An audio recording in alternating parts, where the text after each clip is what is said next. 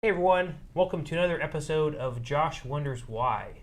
So glad you are joining us here tonight. If you're watching the live stream or watching us after the fact on the recorded posting after it goes live. Tonight's topic is a fun one, and I'm hoping to become maybe a recurring topic we cover like once a month, once every other month, depending on how many questions we get. But tonight's topic is Ask a Pastor, and I figure, maybe instead of having one topic we debate or discuss the whole night, we just put Kelly in the hot seat, although you're nowhere in the hot seat, and just ask her any question that's on her mind about religion, Christianity, God, anything except for math. That's the one subject she won't talk about or she won't answer. Yeah. But anything else, nothing else is off limits. So if you're watching us live, we do have a couple questions that we did document over the past couple days, one for Mary and one for Ashley. So we're going to at least answer those, and I'll say what those questions are. But if you have any other questions you'd like to know just about religion or anything in general, or about Pastor Kelly as well, anything, just put them in the chat. I'm kind of boring though, so. I don't know. We'll monitor it, and we'll go from there. So I also made sure to bring our old school rotary phone, just in case you need to phone a friend. Now, it's not plugged in. Or phone, maybe I could phone Jesus on it. That's what I'm saying. It's not plugged in, but Jesus isn't constrained by wires and cords, right? That's right. So what we'll start with, I guess, I'm going to start with the first question. I'm going to log on to the Facebook just to monitor if there's any other questions that people will post online. The first question came from Mary, and she actually posted this question from Digging Deep last Thursday. And she watched it after it went live, or actually it was posted. And her question was about one of the Bible verses you went over. I think you did Colossians chapter 1, verses 15 through, I don't know if it's 18 or something, but Colossians chapter 1, verse 16 says, "For in him all things were created, in heaven and on earth, visible and invisible, whether thrones or dominions or principalities or authorities," and it goes on from there. So Mary's question is, what is meant by Christ creating thrones and authorities? And what she's wondering is, if God has a hand in who becomes king, president, leader, etc., is that what that's mentioning, or is she misinterpreting it? So let's start with that question. So these most likely refer to spiritual powers, including angels. And the point of it is that Jesus was not created, but existed before any of creation, as well as, angels or, any kind of principality or any being. That's the point of it. It could also refer to apostles and other Christian leaders as, authorities. But obviously, Jesus existed a while before them.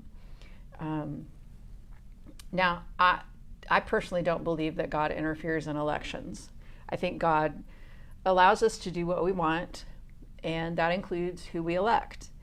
Now, Romans 13 is sometimes used to indicate that Paul is saying to obey all authorities, like to obey the government because God put them there.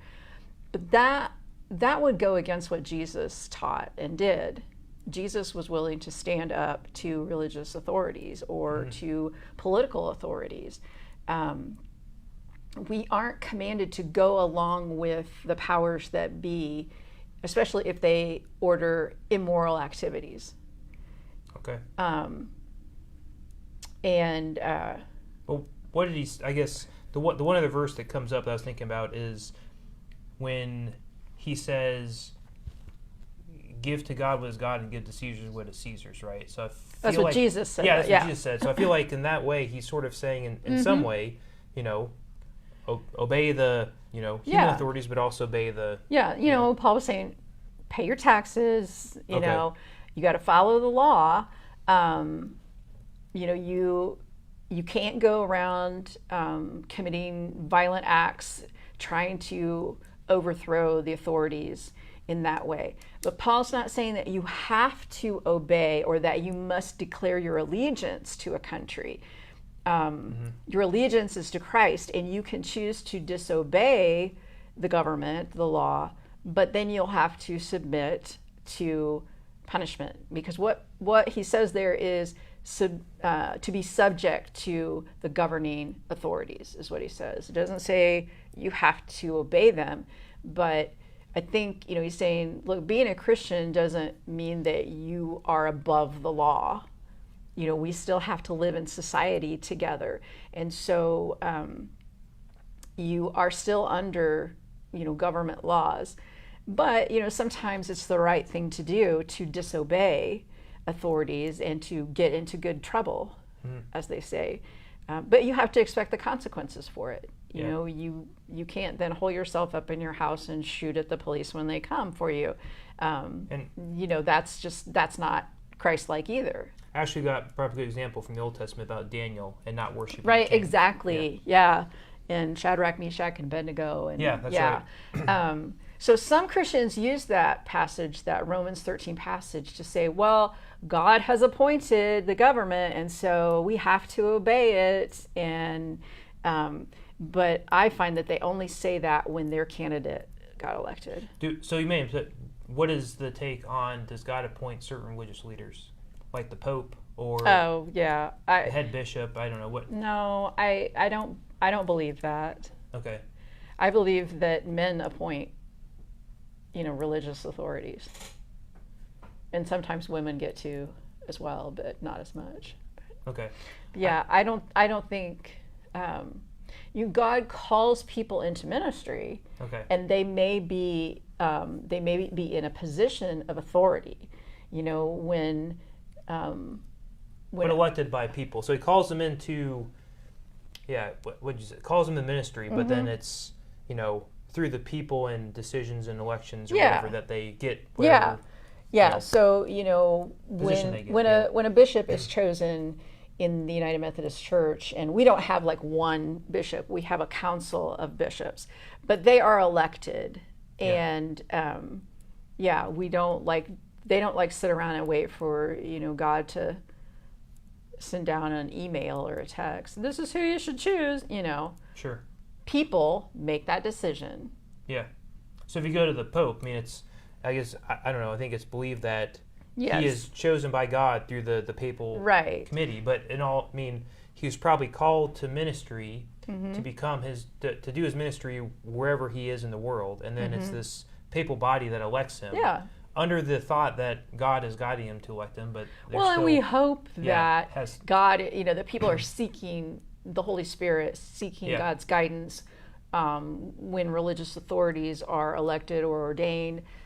Or government authorities are elected. We hope that people are seeking the Holy Spirit, but no, I don't believe that God sends down a direct message to, this is the person that you have to put in place. Okay. Because clearly there are a lot of bad people in positions of authority. Yeah. But when elders are ordained, the bishop lays hands on us and says, take thou authority, which doesn't mean that we get to tell everybody what to do. It means that we are now responsible for the church that we are assigned to. That's our responsibility, and we don't give that authority to other people. We don't go, well, I don't want to do communion, so you just do it. Or I don't want to have to make decisions, so I'm not going to. That's the kind of authority, not the authority to tell people. Okay, so that's what it means in the Colossians, that kind of authority when it talks. Yeah, it's in Colossians 1, it's talking about spiritual. Spiritual. Yeah, spiritual mostly. Okay. Well, good answer to that question. If you are joining us after we started, tonight's topic is Ask the Pastor. We do have a couple of questions that were asked through our Facebook group that Kelly's answering, but if there's any questions you'd like to ask on the spot, put Kelly in the spot, put her in hot seat, see if she can answer them. Mm-hmm. We should just call it Stump Kelly and see if you can answer all the questions out there. Yeah. So we got that one. We'll check that one off the list. The next question or questions comes from Ashley, and she posted a couple things. And maybe I'll read through the whole post, and then you can work from there. Sure. So Ashley's question is, and this goes back to previous discussions we had on the Old Testament with Genesis and some of the stories. The Adam and Eve story, Adam the and flood, Eve and everything, yeah.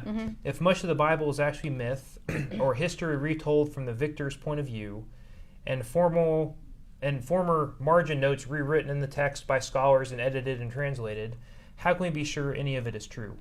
And if some things aren't true, how do we know what is? And if there is no truth, then how is Christianity even real? And then the last thing is, thought the Bible is divinely inspired and divinely protected text. If it isn't, then what is it? So those are great questions. questions. They're very good questions, yes. I mean, if you haven't wondered those things, then maybe you haven't been around the Bible long enough or something. Okay, I'm going to phone Jesus on this one. No, I'm just kidding. What's his number? G-O-D? So this is what I understand about the Bible. All right, so I worked on this answer today because I didn't want to just go off on 15 tangents because I could talk probably for hours about it, and nobody wants that. So this is what I understand from doing, doing my work, going through seminary and learning the things that I've learned in seminary and doing my own study and,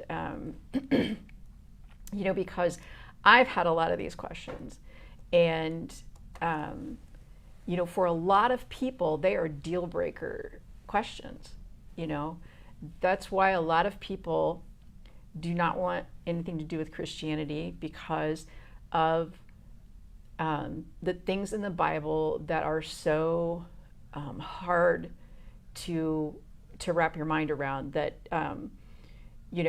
what kind of God does these horrible things or commands these horrible things? So I don't want to have anything to do with Christianity because of what I read in the Bible. And that's fair. So this is what I understand. First of all, there are no original manuscripts of any material that's in the Bible that we have. The Old Testament was not recorded by eyewitnesses. So all these things happened in ancient time when they weren't, they didn't write anything down. They didn't have writing. So it was oral history, right? And for centuries, it was oral history. And then when it was finally written down, there were a lot of people involved in writing down parts of it. And then it was edited by other groups of people. So eventually it was decided to bring all those edited manuscripts together into one holy book for the Israelites, for the Jews. The Jews were taken captive, and when they were in captivity, they had to tell these stories and remind themselves of who they were. And when they were released, they needed a record of all these things. So problems for me in the Old Testament, and maybe you too. If you ask me to believe that God commanded genocide and the slaughter of innocent children and infants, I cannot believe that. If that is who God is, then count me out. I cannot. That does not make any sense to me. Because remember, Jesus said, if you've seen me, you've seen the Father. So, can you imagine Jesus commanding this sort of thing? Of course not. So I can't believe that's who God is. And with that, I think the issue I have to sort of, because I think that sort of takes place when they go into the Promised Land in Canaan and start dispersing all the non, I guess, godly people out and killing them and slaughtering them, right? And I guess the struggle I have is when the Old Testament, in the Ten Commandments, when it's saying, worship worship me, and it says, because your God is a jealous God. That's what I struggle with, is this a jealous God? And he says, if people are worshiping, multiple people or multiple gods, shoot them, get them out, whatever, right? Well, because at that time, there was not this belief. They didn't have the belief that there was only one God. They had the belief that there were many gods, but this God, the God of the Israelites, was the best God, the most important God, the only God that they were allowed to worship. So that's why that's there. God, because God is jealous. But it sounds like when they went into Canaan, because he's jealous, we need to destroy all these other tribes, right? Yeah. So if, it was the way things were done at that time. If you wanted land, you went in, you killed everybody, and then you took it. Then you settled there. That's how everybody did it. So if you ask me to believe that God commanded it, I can't believe that. If you ask me to believe that the Israelites thought that's what God wanted them to do, I can believe that. And did the Israelites believe at that time of the battle that God had commanded it, or did those who told the final story and recorded it tell it that way? I don't know. But a lot of time passed between the actual battles and the recording of them. So, they're oral history, and then it was finally written down. But there are no eyewitnesses. You can't go ask Grandpa how it was, because, that was so long ago. Now, here's another example. If you ask me to believe that God told Abraham to kill his son, and when Abraham went to do so, God was pleased by his obedience and then provided a lamb instead of Isaac, I can't believe that. If that's how God operates, then count me out. If you ask me to believe that the authors of Genesis told that story to point to the law about the scapegoat, which is in Leviticus 16, and then point to the prophecy of the suffering servant in Isaiah, and tie it all together as a symbolic thing, I can believe that. I cannot believe that God actually said to do that, but I can believe that the people told the story. Abraham was so obedient to God that when God told him to go kill his son, he was ready to do it. And then God said, no, you don't have to do that, and here's a lamb. And then down the road, when God is giving all these commands, there's a commandment in there about the scapegoat. And then in Isaiah, it talks about the suffering servant. And then in Revelation, it talks about the lamb, So I can believe that all that stuff ties together to make a point. I just can't believe that God would just be like, hey, I know what'll be fun. Yeah, well, Ashley just said sort of similar, like if you call them Old Testament parables, right? Like Yeah. the New Testament, like the parables Yeah. we read that Jesus tells. Those didn't actually happen. Now maybe it was based off of some story that was going around. I don't know. Well, child sacrifice in the days of Abraham was a common thing. And finally in the law, God said, you're not to do that. Yeah. So if you're not to do that, why would God tell Abraham to do it? See, that doesn't make sense to me. So there has to be another reason for that story. Because what kind of trauma does that do to a child? Yeah. I don't think God's like that. And we have to remember that the Old Testament history, it's not like we expect history to be written. We want just the facts, ma'am, right? We just want the facts. We don't want anybody making anything up or, telling it like they want to tell it. That's not how we want to do history. But that's how they did it. But look at modern history.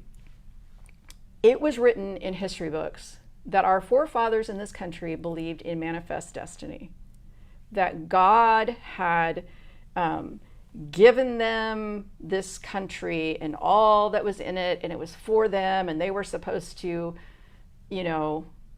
make it a Christian nation or whatever. That's how they explain why they took land away from the native populations. That's how they explained, well, a lot of Indians died, but, God told us that we're supposed to have this land. So, even in modern history, things still get told the way people want them to be told. I'm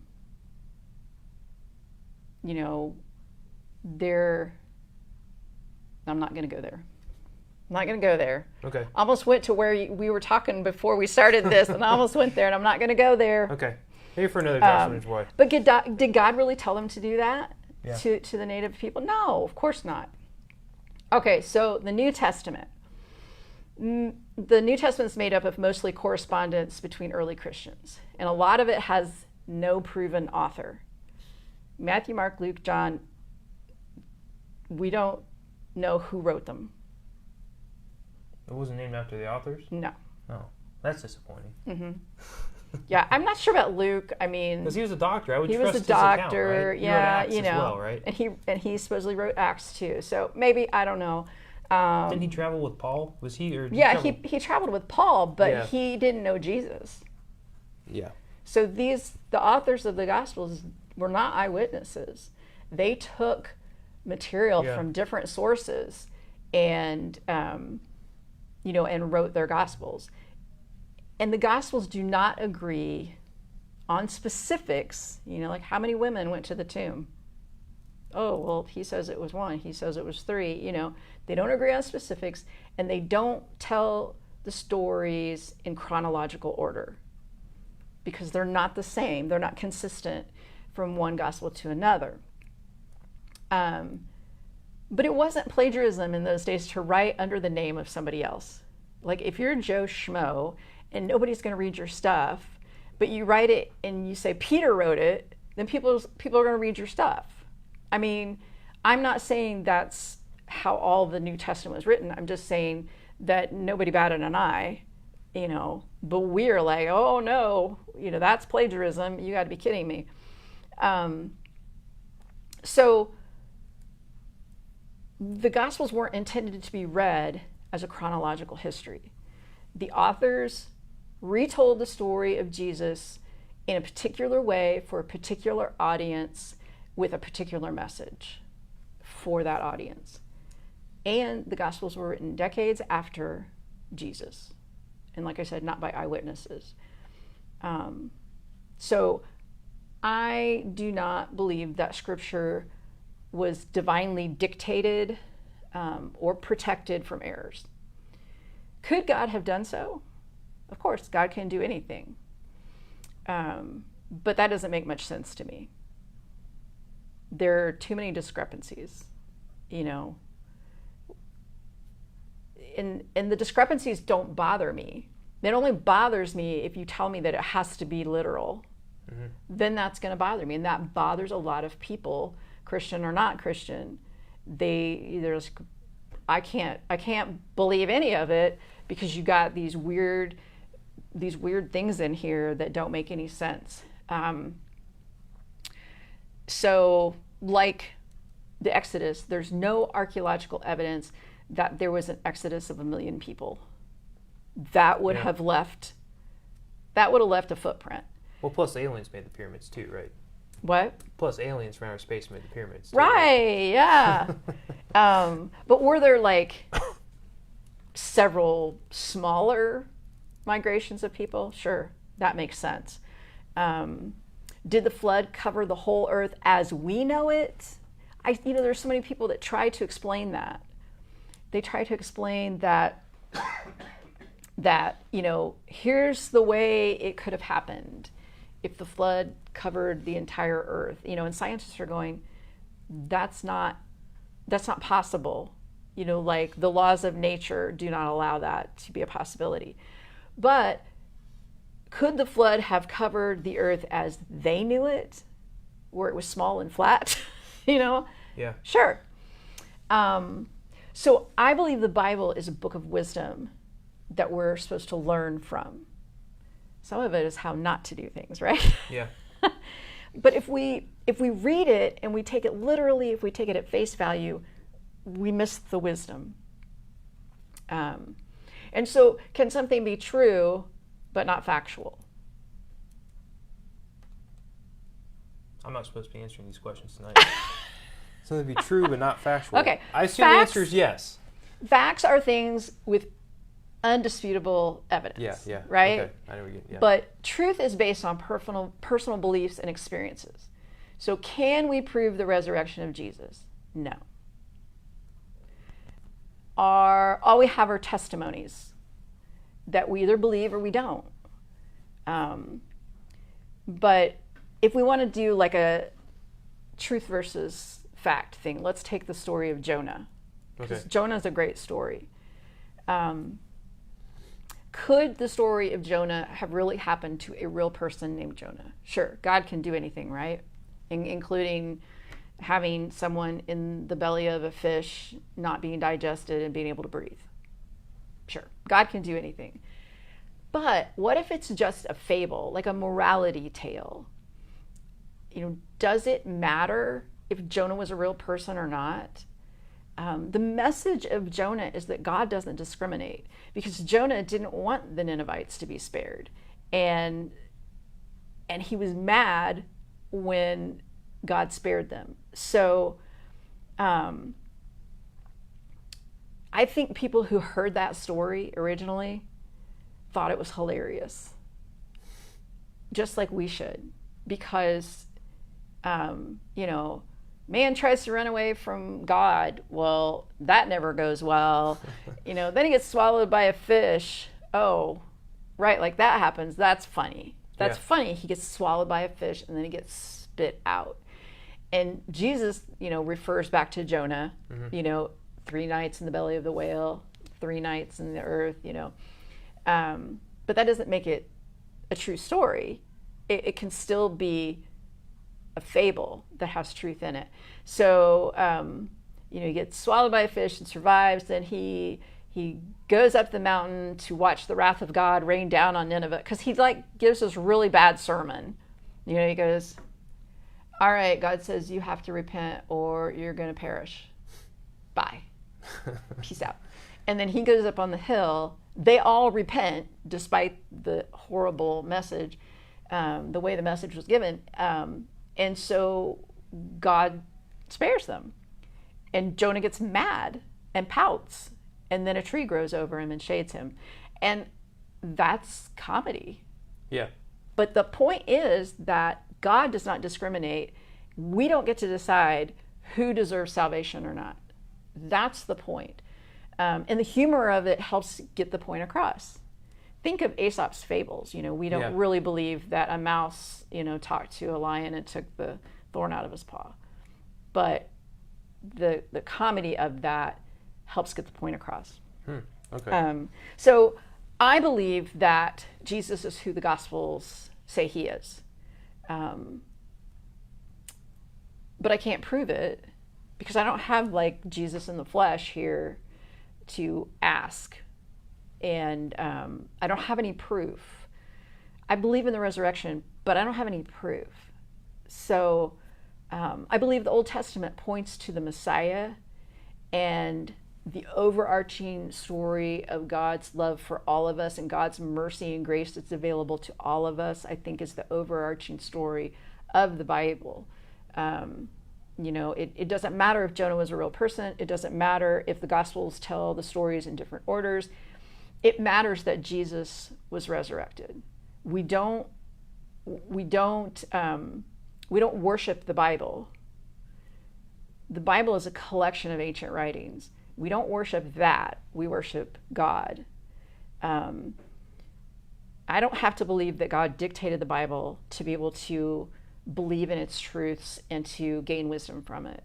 And, my faith doesn't rest on the Bible. It rests on the resurrection of Christ.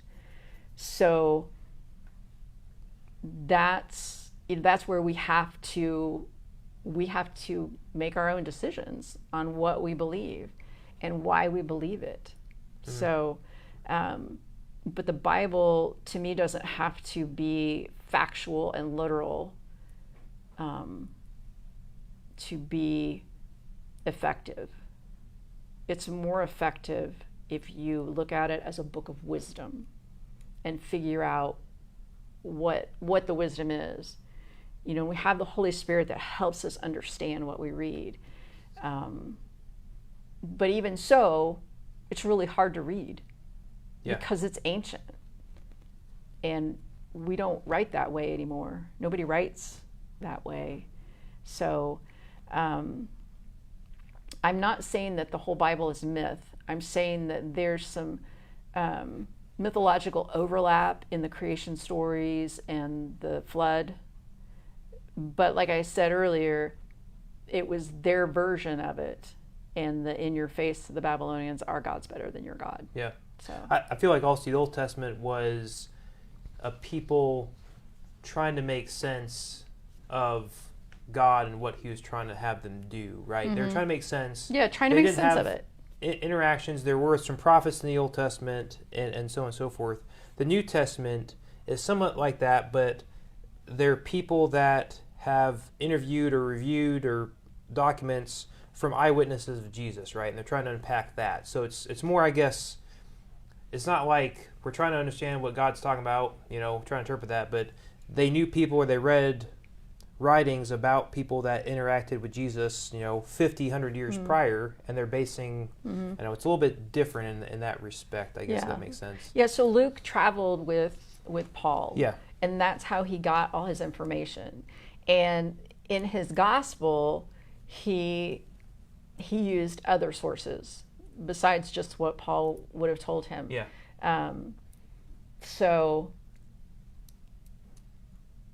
Yeah, I was going to say something else, but I can't remember what it was. That's the struggle I've had before. Is I know I had a friend in college who was an atheist, and one thing she always pointed to was, how do you explain the discrepancy or the difference that the Old Testament, the God seems vengeful and jealous. The New Testament, God is loving and caring. And I think I always struggled at the time, but I think as talking with you over the past couple of years, it's the Old Testament was, they were trying to interpret what was happening to them, and they were trying to say, well, it's because of the wrath of God or something, where maybe it may not have been. It could have been free will of some other thing that happened. Because that's what everybody thought about their gods. Yeah. All the gods were ruthless and angry and vengeful. And so when you were trying to explain horrible things that happened to you, and you don't know science, and you know you have all this superstition, that's how you're going to explain it. And for them, that's who God was for them. But if you look at the overall Old Testament, like overall, you do see, like you say, the love of God. It's just you do. The certain stories sort of paint God as vengeful and you know. There's the story of now I'm gonna blank out which prophet it is, and the story is awful because God tells him to go take a wife that's a prostitute. Okay. And then so he does, because he's obedient, right? And he marries her, and then she runs away and goes back to prostitution. And you know, so then God's like, no, you got to go get her. You know, so he goes back and he gets her, and you know, and she ends up giving him children, and they have horrible names, you know, that just like you would hate to have those names. And you know, and she just keeps being unfaithful. Was there really somebody that, you know, God said, hey, you need to go marry this prostitute because it's going to make a great story, you know?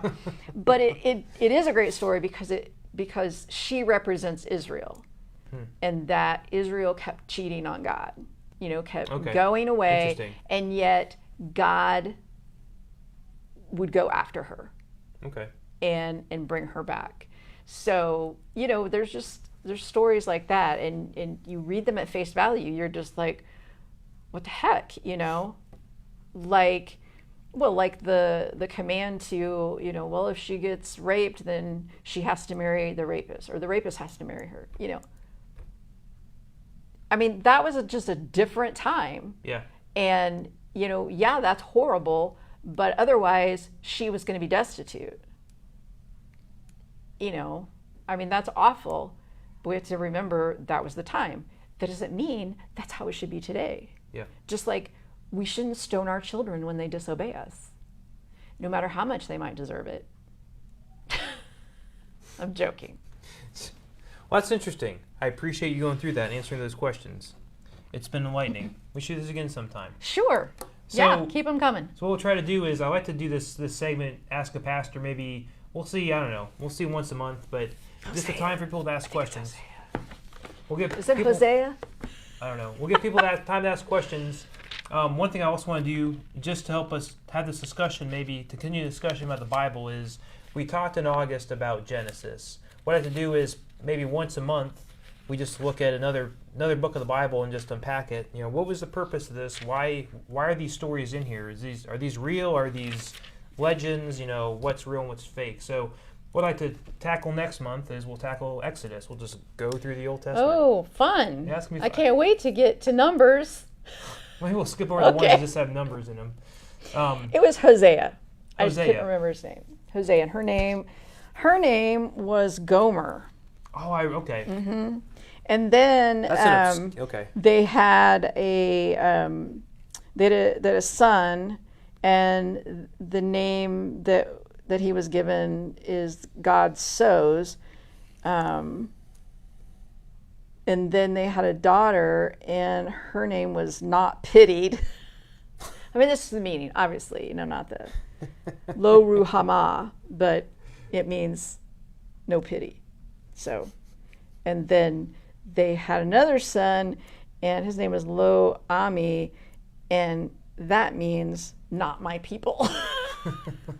So what I'm saying? It's just like not nice names. But, the point is that there was that story that is being communicated of God's faithfulness to Israel. Yeah. Even though Israel's not faithful to God. Well, thank you for answering those. If you joined us late, we were doing Ask the Pastor. Kelly's answering 2 questions that were posted online previously, one from Mary and one from Ashley. So if you didn't get the first question or the start of the second question, you should go back and watch it. If you do have any additional questions for Kelly, just about her or about anything in general, post them in the comments here in the chat, or later on. We'll have another Ask the Pastor maybe in a month from now, and maybe we'll change it to Stump a Pastor when we start asking you some hard questions, see if you know anything. Okay. Maybe all math-based. I don't know. No. So next week, Josh wonders why I'm going to try something else where we're going to pick a couple news stories that happened over the month of August and just unpack those, look at them with a Christian eye, and just discuss them, debate them. So you won't want to miss that next Monday as we just discuss what was in the news in August and try to look at it with a Christian eye. Can we have snacks? Yes, let's have snacks as well, because I know you're always hungry this time of day. So. Well, that, and we have snacks. Maybe we can do that too. We can bring from snacks some other country. I don't even remember what it was. So, yeah, good idea. They're probably collecting dust by now. Hopefully they're probably dusty, but I think they have a long shelf life, though. Okay. Well, thank you all for watching us. Thank you, Kelly, as usual, for sharing your wisdom. And we'll see you back here on Thursday for Digging Deep. Have a good rest of your night.